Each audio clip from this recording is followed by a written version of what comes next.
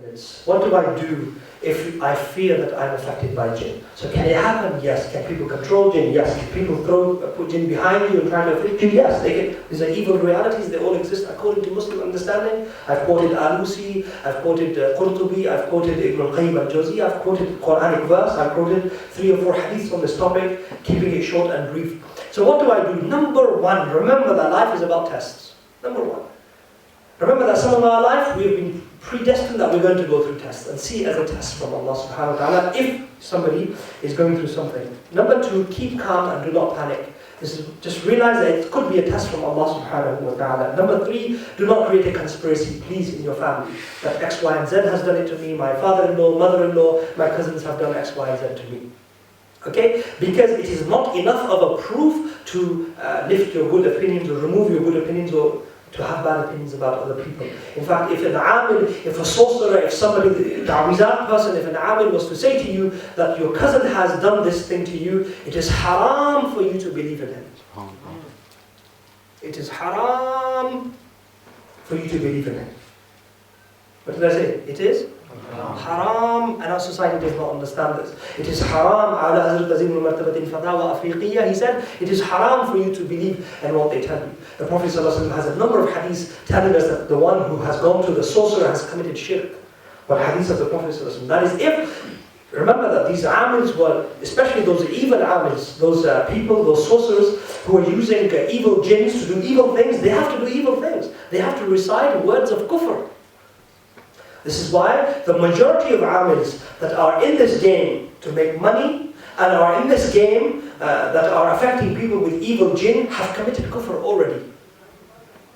This is the fatwa of Imam Ahl Sunnah, the Shaykh Monawwar Imam Ahmad Razaha rahmatullahi, because they have to say words of kufr and shirk to get to that level of expertise to be able to do these things. And those jinnat, and they have to eat, you would be shocked what they eat, they have to eat impurities, literally impurities to get to that state. They have to be in a state of impurity for several days to get to that level, so they can please the jinn and they can control the jinn, and they are actually controlled by the jinn, and then they order the jinns to do things. So it's actually kufr to believe that what they say 100% is true. It is haram to go to them, to ask them to affect other people.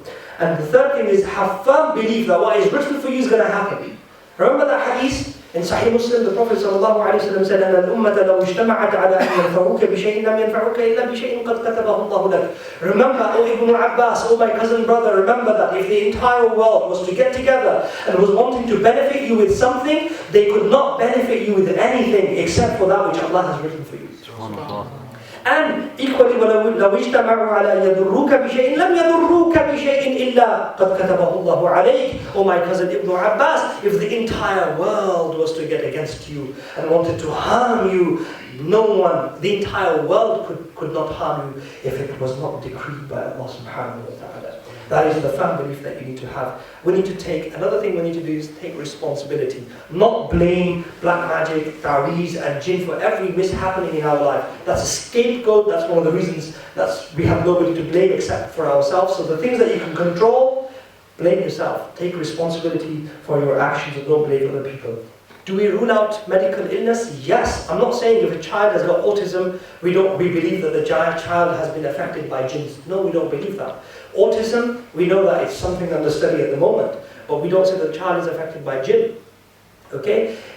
We don't rule out medical conditions. Go to the psychologist if you have to see him. Go to the doctor. Go to the psychiatrist. Go and see if they have any remedy for you. If the child is autistic, see what is available for the child. But also seek spiritual remedy if that is possible. Now, seeking spiritual remedy means going to the right people. You might say, who are they? Do they exist? Yes, they do exist. Okay? They must be God-fearing people. You ask ulama, reliable people, reliable sources, and they will direct you to the right people. These are spiritual people who do not involve themselves in dirty jinn, impurities of the jinn. They only work with the word of Allah and the hadith of the Prophet ﷺ. And Allah's speech, وَنُنَزِّلُ مِنَ الْقُرْآنِ مَا هُوَ شِفَاءٌ وَرَحْمَةٌ لِلْمُؤْمِنِينَ. The word of Allah is the best cure.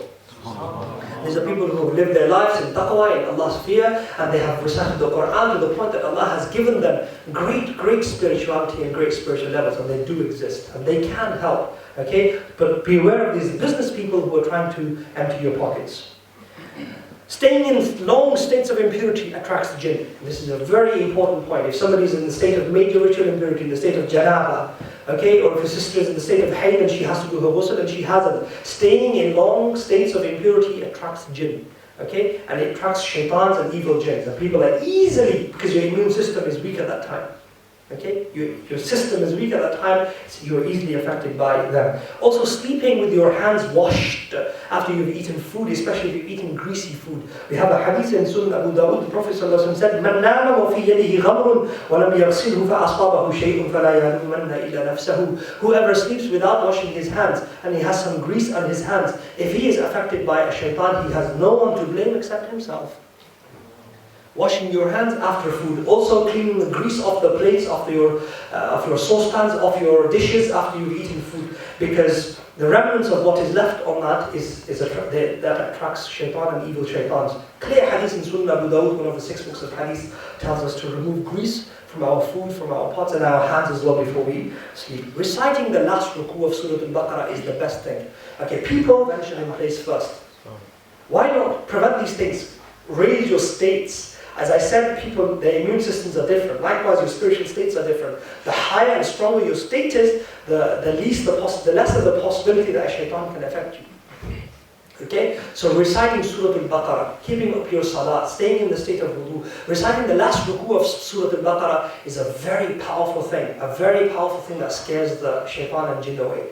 Okay, reciting Ayatul Kursi, one of us. Recite the Quran, have strong states, stay in the state of wudu, have reliance upon Allah. Remember that tests are a part of our life. And if you ever feel that there is something wrong, see if it's something within your control or out of your control. If it's something within your control, take responsibility for it. If it is out of your control, seek medical assistance as well. If it's something beyond that, seek spiritual assistance by referring to God-fearing, righteous ulama.